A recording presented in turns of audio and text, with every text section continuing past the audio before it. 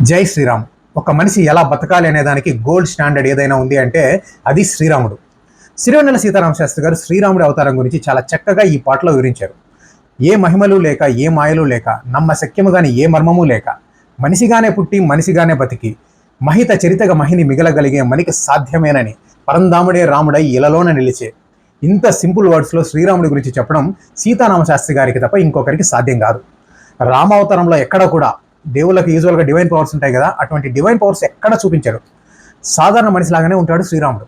ఇంకొకటండి, రాముడి సైన్యంలో మీరు గమనిస్తే సైనికులంతా వాలంటీర్సే. అంటే వాళ్ళు నచ్చి రామకార్యం కోసం వాలంటీర్గా తయారైందే వానరసేన. ఇంకో విషయం అండి, సాధారణ మనిషిలాగానే రాముడు కూడా ఏడుస్తాడు. యుద్ధంలో లక్ష్మణుడు పడిపోయినప్పుడు ఏడ్చాడు, సీతాదేవిని తలుచుకొని పలు సందర్భాల్లో ఏడ్చాడు.